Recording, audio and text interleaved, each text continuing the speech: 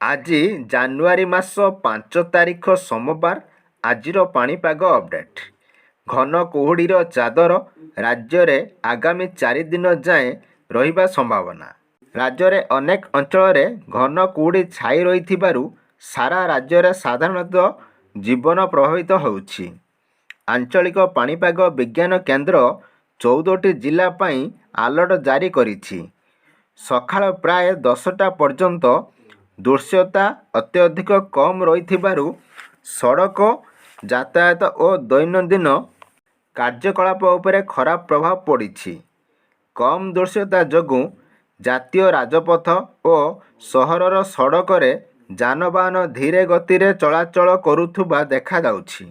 ଫଳରେ ଯାତ୍ରୀମାନେ ଗୁରୁତର ଅସୁବିଧା ସମ୍ମୁଖୀନ ହେଉଛନ୍ତି। ଅନେକ ସ୍ଥାନରେ ସକାଳ ସମୟରେ ଦୃଶ୍ୟତା ଅତ୍ୟନ୍ତ ସୀମିତ ରହିଛି। ଭୁବନେଶ୍ୱର ସ୍ଥିତ ଆଞ୍ଚଳିକ ପାଣିପାଗ ବିଜ୍ଞାନ କେନ୍ଦ୍ର ଅନୁସାରେ ରାଜ୍ୟରେ ଅନେକ ଜିଲ୍ଲାରେ ଆସନ୍ତା 4 ଦିନ ପର୍ଯ୍ୟନ୍ତ କୁହୁଡ଼ିର ପ୍ରଭାବ ରହିବାର ସମ୍ଭାବନା ଅଛି। ଆଗାମୀ 24 ଘଣ୍ଟା ପାଇଁ ଭାରତୀୟ ପାଣିପାଗ ବିଭାଗ IMD 14ଟି ଜିଲ୍ଲାରେ କୁହୁଡ଼ି ସତର୍କତା ଜାରି କରି ଲୋକମାନଙ୍କୁ ବିଶେଷ କରି ଭୋର ଓ ସକାଳ ସମୟରେ ଯାତ୍ରା କରିବା ବେଳେ ସାବଧାନ ରହିବାକୁ ଅନୁରୋଧ କରିଛି।